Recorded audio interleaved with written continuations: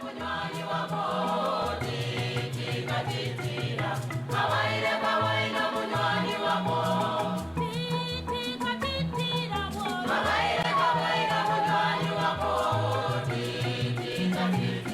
am really delighted to be here with all of you today. The fact that 400 of us are here to celebrate the work of One World Children's Fund is really enough for me already to be inspired. So thank you so much for joining us, and if we can just have a round of applause for each of us being here.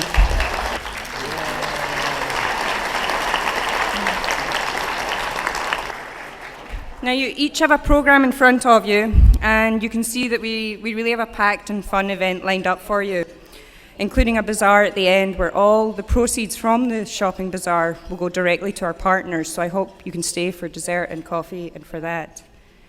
But with that in mind, I will try to be brief, and I would like to tell you a little bit about what we do and how far we have come in the last few years. So I should tell you who I am. I am Stephanie Ali Hagmann, the Executive Director of One World Children's Fund. And I have been the director for almost 2 years now. And these last 2 years have really seen so many exciting developments. My daughter has started preschool. My son has started to walk. And believe me, I could go on for hours, but I don't think that's why you're here, so I won't. But why are you here today? By being in this room, you're saying that you believe every child across the world deserves an education, a healthy and happy childhood, and a safe and loving home. This is our vision. And by the end of this one short hour, you will see the strength and compassion of a global community, our global community, and its ability to create a better world. First, though, before we get started, I'd like to thank the many people in this room who made today possible. I would especially like to thank John Parker and Parker Investment Management for their generous support for this afternoon's event.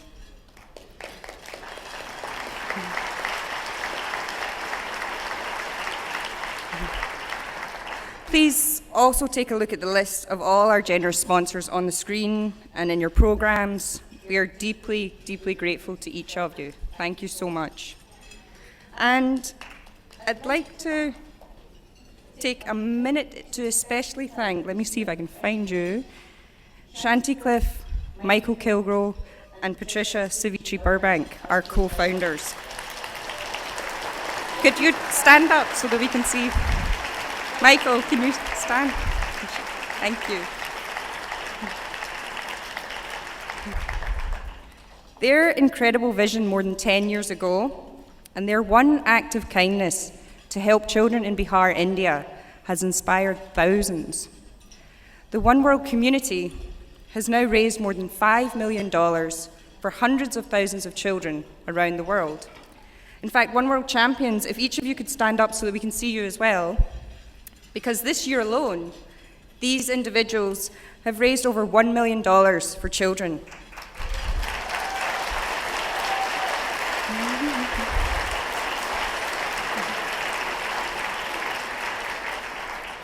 Thank you also to my two colleagues, Stephanie Judkins and Katie Boswell. I imagine they're out there still working, so I won't ask them to stand. And to the advisory board, our founder circle members, and all of our volunteers.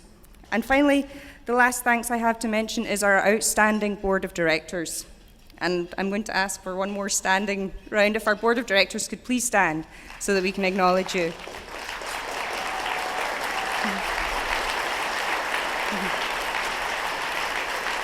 And I'm actually going to highlight Chitra as well, our event chair, and just thank you so much for all your hard work to put today together.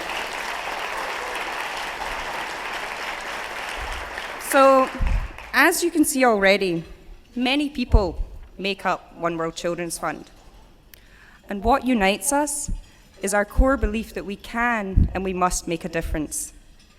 There's a lot of talk on how traditional aid is not doing enough. How do you know where your money is going? Will it be put to good use? But at One World Children's Fund, we're not providing aid. We think a more human approach is needed. So we invest in partnerships with local communities who are finding innovative local solutions to the challenges they face every day. So they're ensuring children have clean water, nutritious and affordable food, good housing, access to healthcare, access to quality education. And with a rigorous application process, we vet all champions and organisations so that we can provide trust, efficiency and impact that allows hard-working communities and compassionate philanthropists to create change together. So how do we do this?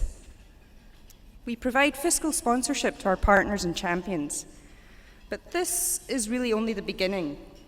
Our champion program provides fundraising tools, trainings, peer support, one-to-one coaching, and networking opportunities so that our champions are successful in raising funds for our partners.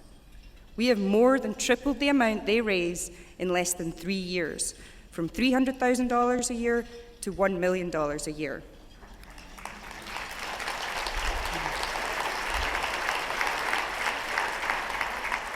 Today, $1 that supports our operating costs will leverage $3 in champion-raised funds. Not many organisations can take your donation and triple it every single time. And we dispersed that $1 million to 37 community organisations this year. We've almost doubled the number of organisations we work with in only a few short years. And who do we partner with?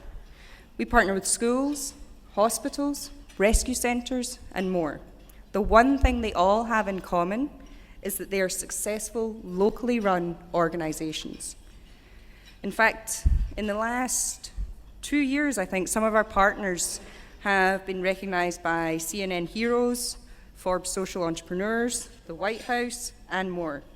And we continue to read research that supports what Michael, Savitri, and Shanti thought 10 years ago. Support community-led initiatives and you will get great results that are long-term.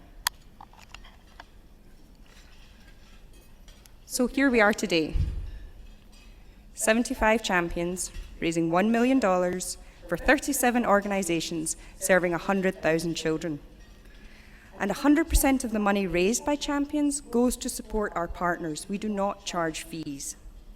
We raise funds to run One World Children's Fund through our Founders Circle, foundation support such as Rose Stone Foundation, who's with us today, and through events like these. And we are efficient. You may remember when I thanked my staff at the beginning, I only mentioned 2 names, Katie and Stephanie. So we operate with just 3 paid staff. We work with hundreds of volunteers, and this is really a true collaborative effort.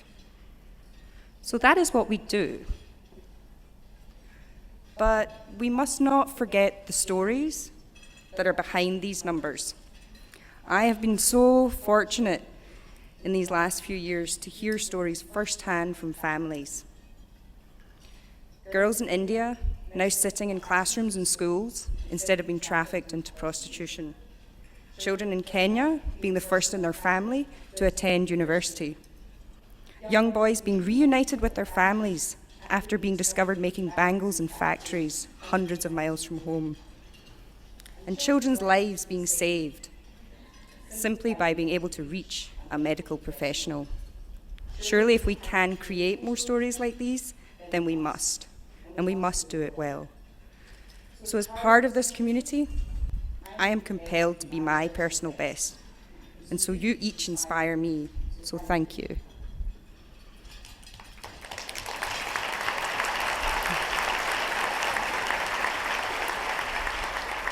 So with this in mind, it gives me great pleasure to welcome 4 friends to the stage who challenge and inspire me every day. And I won't say whether it's more challenge or more inspiring on which day.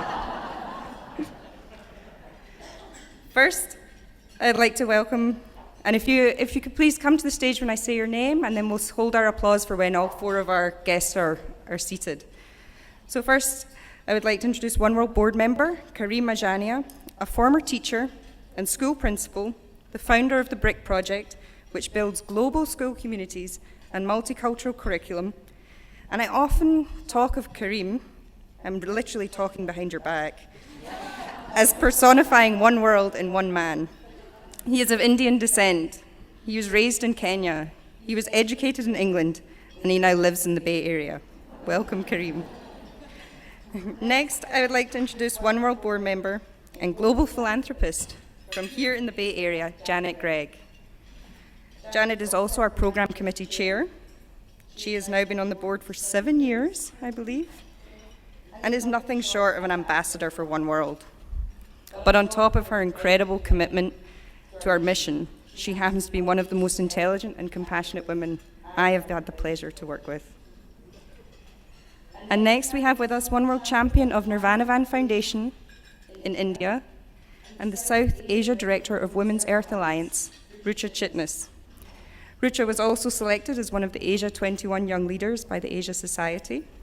And Rucha, you're also a dear friend of One World. You were an integral part of the very beginnings of this organization. And in fact, I don't think we would have 400 people in this room today if it wasn't for her hard work those years ago.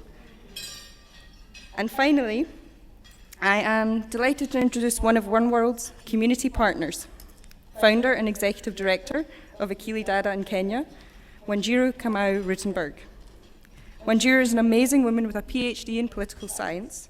She's currently on leave from her position of assistant professor at the University of San Francisco, and she's back living in Kenya and has consistently been recognized for her work with young women and girls by the United Nations, Ford Foundation, and many, many more. But today, I would like to recognize you, Wanjiru, as a friend who has traveled thousands of miles to be with us. So thank you. So please join me in welcoming each of these individuals to the stage. Thank you. Thank you. Welcome, everyone.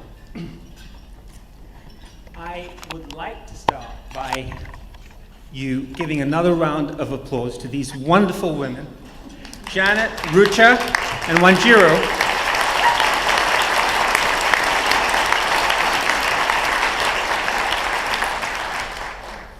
The vision of One World Children's Fund is that we act together as a global community and create a world where every child is able to go to school, receive critical medical care, and have a safe place to call home.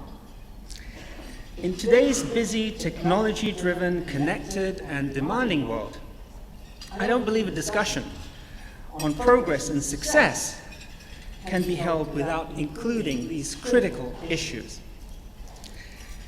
Do we really have progress in society if the success of one is at the exploitation or neglect of another? So with this in mind, I'd like to start a conversation by asking each of you here today, why are you here? Wanjiru. I'm here to celebrate the One World Children's Fund. I'm here to celebrate this incredible community of generous people. As I was listening to Ali describe, and again, just struck by how amazing this model is, the model of the One World Children's Fund. And as director of a partner organization, being able to stand here and bear witness that this organization does what it says it does. It's not just all gloss and glamour and PR. The One World does what it says it does. And as at Akili Dada, we have been able to benefit and be part of this incredible community. Rucha, what about you? Well, being here for me is really reconnecting with my roots because, as Ali had mentioned, that I have a long-term, very fortunate association with One World Children's Fund. In 2005, I was hired as the first employee at One World. I was interviewed at Hobby's coffee cake shop. Good things happen over bites of coffee cake. And back in 2005, I remember at One World Children's Fund, we started by supporting 6 grassroots organizations. And in 2005, because there was no Facebook and so no distraction, and so we were really able to focus and to build and strengthen the champion model, which in 5 years grew to support 22 organizations in Africa, Latin America, and Asia. And today here we are. It's so affirming to see the upward trajectory of the organization, supporting 37 grassroots partners, an incredible network of over 50 champions across the United States. And I think for me, the value that One World Children's Fund, as a champion now, that really enforces with the champion is to really value homegrown leadership, organizations that are run by the creativity and the ingenuity of local leaders, really on the front lines, working in the complexities of caste, class, race, intersections of gender to create a more equal and just world for children. So I'm mostly here to say nice things about One World. What about you, Janet? I'm here because in 2006, I ran into Michael, Savitri, Shanti, and their new employee, Rucha, and heard the story and was excited about it. Called my husband at work and said, "You need to stop on your way home at this meeting and hear this story." But when I read the invitation to this event, I was aghast. It said I'm a global philanthropist, and that doesn't describe how I see myself or saw myself. What was I to do? The invitations were printed, the word was out. So I went to the dictionary, a good place to go, and looked up philanthropy. And it comes from 2 Greek words, the first philos, meaning loving, and the second anthros, which means humankind. And the dictionary definition, which I'll read, actually says, goodwill toward one's fellow man as expressed through active efforts to promote human welfare. I guess I am a global philanthropist. And I would say that each of you, every single person in this room today, is also a global philanthropist. So thanks for coming. Thanks for letting me keep such good company. Thanks.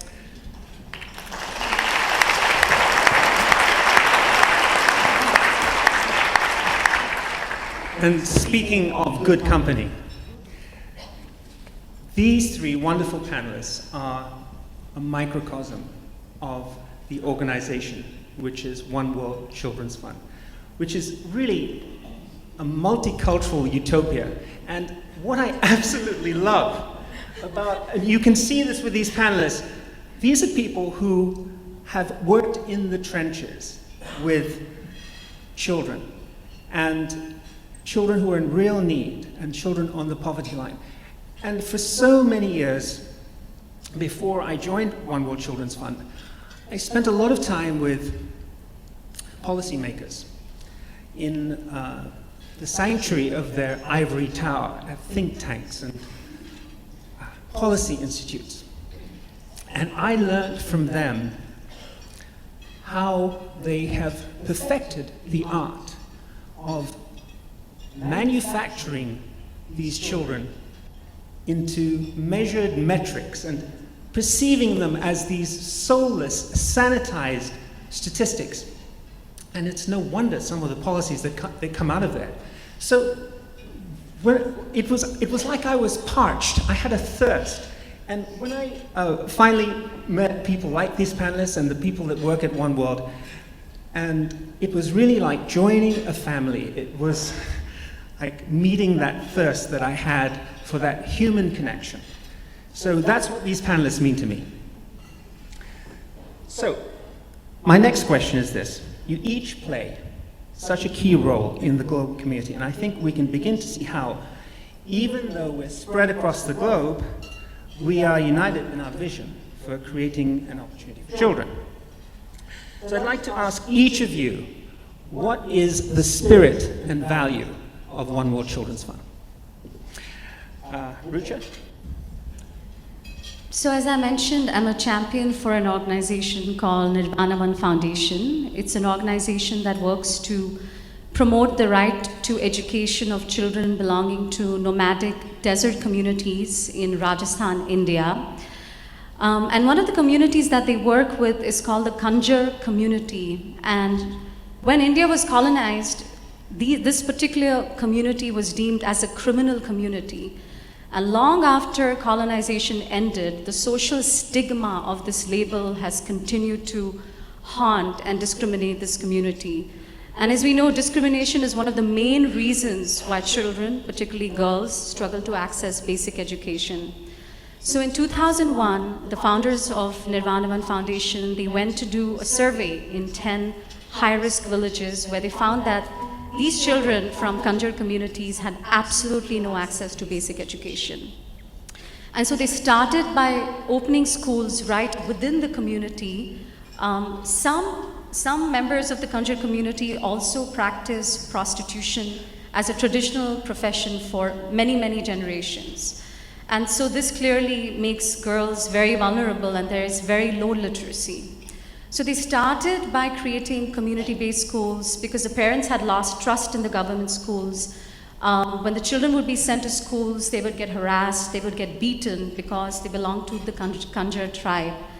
And when I visited in 2009, I went to nearly 10 of their community-based schools, and it was really inspiring to see former sex workers who had actually opened the doors of their own home for girls to be in a safe space to learn to read and write. And right now, Nirvana Foundation is very, very dedicated to educating communities about the Right to Education Act, which is a really powerful act that was passed in 2010, which prescribes universal education from ages 6 to 14. And besides that, being in a desert community, the founders of Nirvana Foundation are very committed to environmental education.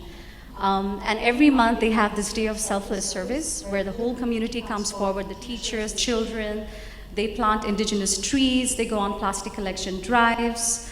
And just last week, one of the really unique things about this organization is this annual tradition called Art Mela for World Peace. Mela means a festival. And last week they gathered over 1,000 children from all their schools, from government schools, from private schools, belonging to different castes and these human-made distinctions of caste and class, coming together to draw their expressions for peace. So at the end of the day, they had this huge wall, which is called the Wall of Peace. And I think there's something really powerful about the way they're using the medium of art to talk about these issues of oneness and unity. So when I think about the spirit of one world, I think of justice, I think about shared responsibility. I think about all of us here, transplants of different parts of the world. I have my friends who are champions from Moldova, from Nepal, Kareem is here, Vanchiru is here. All of us acknowledging our privilege, acknowledging that privilege is often undeserved, which comes from long-term patterns of oppression. And what does that mean for us then to leverage our privilege? So I think this is what the One World community really means, is stepping up and I think being responsible. Yes, and that privilege, I mean, that's something, Wanjiru, you and I share that coming from Kenya. And we both went to USF and we feel so privileged to be able to find a way to give back. What is the spirit and value of One World to you, Wanjiru? For me, one of the most exciting things about One World to me is investing in human potential, that commitment to invest in human potential, to unlock the potential of young people for whom poverty has created insurmountable barriers. Yeah. Not insurmountable barriers, I suppose, surmountable barriers. Allow me to tell you a story. It's 1962. In 1 year, Kenya is about to gain its independence. The writings on the wall.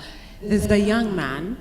He has just gotten himself, he's finished his A-levels under the British system. He's gotten himself admittance to medical school in Spain, one of the world's leading medical schools at the time. He's got a full scholarship to medical school. But they forgot one thing. They forgot to send him airfare.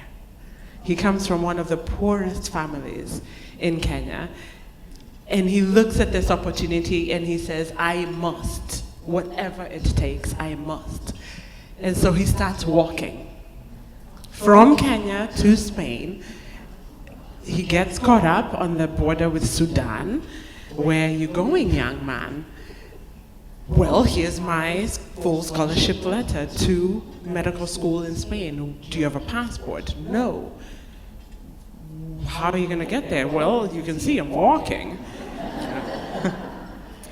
Well, unfortunately, he gets sent right back to Nairobi, right back to the capital. In this process, a pair of missionaries hear about this young man and his passion for getting an education. And they decide to put up the money and provide him the airfare to get himself to Spain. Fast forward some years, he is a leading surgeon in Denver, Colorado, providing health care to those who can and those who cannot afford. And he's got family, he's got 4 children, 1 adopted, and his daughter has been pen pals with her cousin back in Kenya, with his brother's daughter. And this girl's doing pretty well in school, but Kenya's in the midst of a rule by a dictator and things are not looking so up. And so he makes an offer and he says, if you send your daughter out to America and let her go to school, living with my family, it'll be easier for her to get a full scholarship to an American university. And so my father sent me over to America, and I was able to go on to Whitman College on a full scholarship, go on to the University of Minnesota, finish my master's and PhD in political science. And as I was finishing up my PhD, the weight of the incredible blessings that I'd been on the receiving end of weighed on me. And so I started Akili Dada, a leadership incubator, investing in young women from poor families, providing scholarships so that these young women could access the incredible blessing that I'd been on the receiving end of. Fast forward, this fall, a young woman, one of the Akili Dada scholars, joined the same Whitman College that I attended on the same full scholarship that I got to benefit from this fall. And so when I think about One World and that incredible intergenerational, transcontinental story of generosity and investing in human potential, those 2 missionaries who provided my uncle the airfare had no idea that today 200 girls would be benefiting from the work that I'm doing with Akili Dada, the ability to magnify. Yes. And that's all made possible by the One World in this iteration.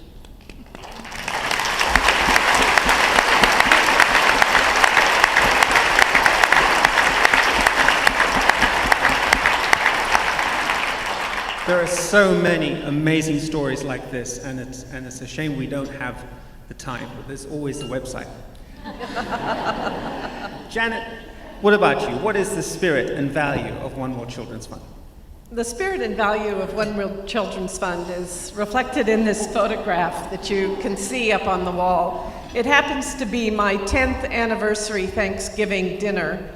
My grandparents are hosts, my parents, neighbors, and I think 5 graduate students at either UCLA or USC who traditionally came to our Thanksgiving table. And it was there that I learned the value of spending time with and appreciating people who come from a world different than my own, that I learned that it takes time to listen to other stories and come to appreciate that we all are part of this one world. So it's a sense of community, I think, that is certainly a value that resonates with me at One World. The second one is the spirit of Thanksgiving, this uniquely American holiday that brings us together to express gratitude for our bounty. It doesn't have to be anything other than appreciating the goodness that we have and feel in our lives. But for me, that gratitude has to be in action. It can't just be words. So One World provides me the opportunity to put my gratitude into action. I serve on the board. I'm also chair of the program committee. The board is responsible for shepherding the current situation, the board, the staff. We are charged with looking forward and making certain that our financial situations are such that we carry our programs forward. And on the program committee, it's a committee of 10 volunteers who meet monthly. Actually, I think we take a holiday in December. But we meet and we have the privilege of meeting with individuals who aspire to be champions, have come to us with the story of a local group who are working day in and day out to care for the children they love. After meeting with the champions and feeling like not only do they have their heart and their efforts in the right place, we accept an application from their partner program, either in this country or around the world, and we vet. We look at the application, 3 people on the committee, talk to the applicant, talk to their references, and when we're certain that it's the right fit for all of us, they're welcomed into the community. So I give of my time. I also give financially. I'm generous financially, but when I say that, I don't mean the amount of money I give. I'm talking about the spirit of giving. When I came today, I have an idea in my own mind of what it is I'm going to write on that card that you'll eventually get. But I also know that when it comes time to fill that out, I'll say, really? Can't you do a little bit better? And so it's that spirit of generosity that asks me, what do I have and how will the funds that I contribute help One World continue to support fundraisers like Rucha and program directors like One Giro to send that money overseas without charging them a sou, not a cent. That's aspirational. We may not always be able to do it, but certainly today we have, and it's worth celebrating because there are very few organizations that don't take a cut from the work that certainly Rucha does to raise money. My family also gives. Our 3 children support One World financially. Our middle child, our daughter Libby, contributes free pro bono consulting services to the staff. My husband Wiley is a past board member and traveling today, so not here, but also served as chair. When I look around the room and I look at each of you and I see all that we represent, volunteers, champions, program directors, old friends, new friends, all here in support of children who deserve a leg up. I think back to my grandparents and appreciate the fact that they had no clue that their simple act of expanding the size of their Thanksgiving table would have had an impact. Actually, it had an impact on a lot of their grandchildren, but I'm talking about myself right now, on me and how I've lived my life. So it's with a great sense of gratitude to One World and the spirit of community and Thanksgiving that I'm here. Thank you, Janet.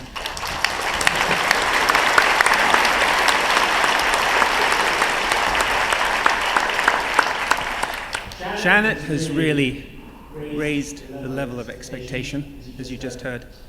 And if I were you, I listen to Janet. I certainly have learned to do that myself. My fellow Kenyan, Wanjiru, said a couple of things. She said that to her, one world is about the human potential, and that's something that resonates with me. The other thing she said, because she is Kenyan, is that she said, let me tell you a story. Because that's what Kenyans do, we're storytellers. So let me tell you a story. I want to tell you about my school teacher when I was growing up in Nairobi, Kenya. I was about 10 years old. Her name was Mrs. Hagberg. She passed away a couple of years ago. She was 97 when she passed on.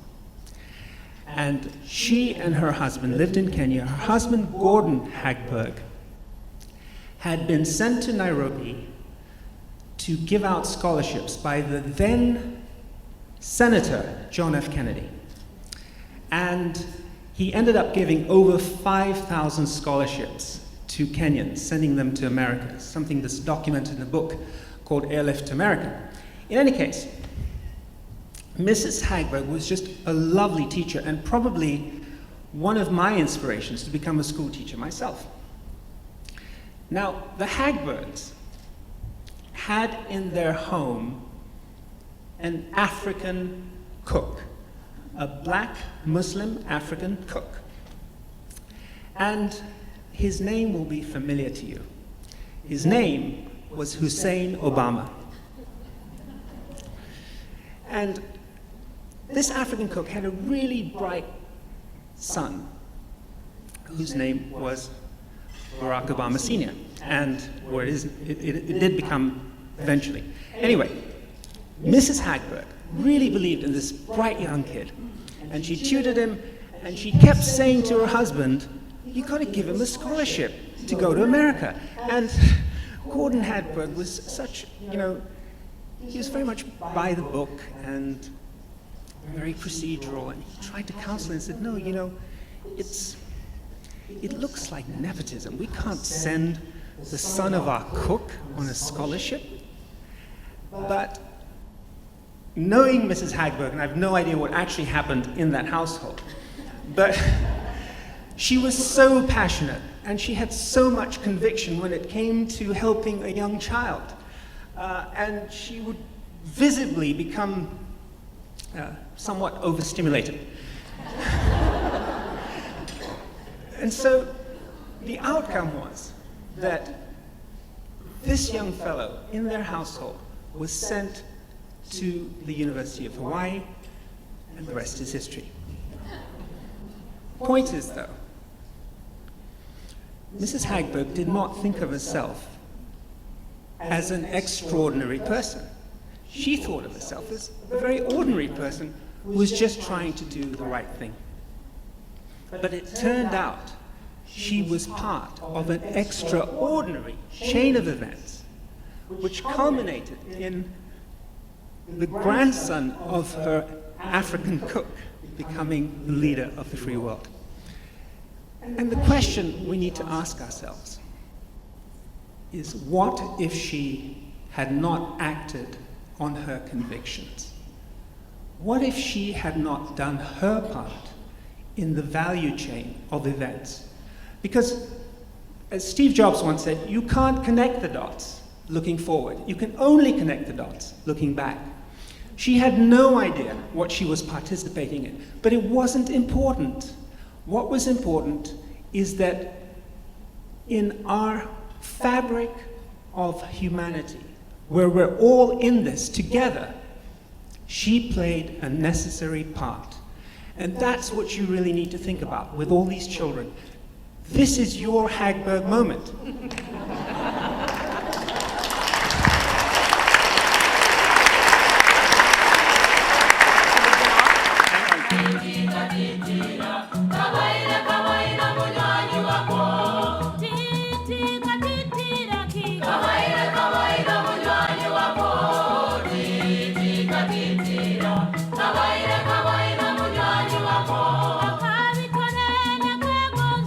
Kawaida, kawaida, munywanyi wako.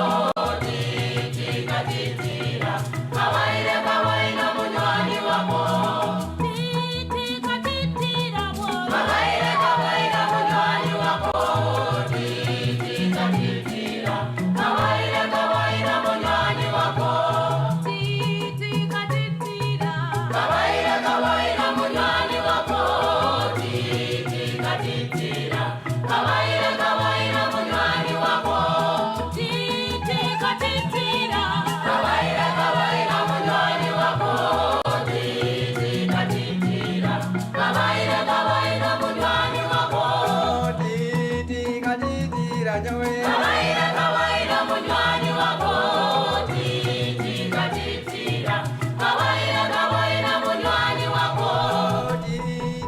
doesn't actually take a global village to raise a child. But when a global village does raise a child, the world is incredibly enriched as a result. Hi, I'm Chitra Rajeshwari, board member and co-chair of the Development Committee. I feel incredibly honored to stand here with you to talk about the future of One World. At the beginning, we heard from our executive director, Ali, followed by the lively panel conversation, one global message echoed by three voices.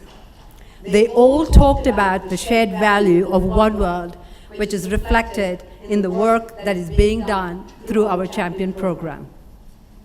Each of you is here because a friend of yours had thought you would be interested in the work One World does, and that you care for your fellow man, especially vulnerable children. I'm humbled by One World's success, but there is more to do. So I stand before you with a simple but an important task, one we are committed to and think is a necessity. The necessity to help these vulnerable children, not just for today, but for years to come. For us to be able to achieve our vision, we must embark on this journey together. With commitment and dedication, we can bring transformational changes to thousands of children's lives in the various communities we partner with. Good is not good enough when children are suffering. We have come this far is because of you, your generosity, and your willingness to help. We rely on you and are grateful for your commitment and support you share with us today. As you have seen, One World is a truly collaborative effort.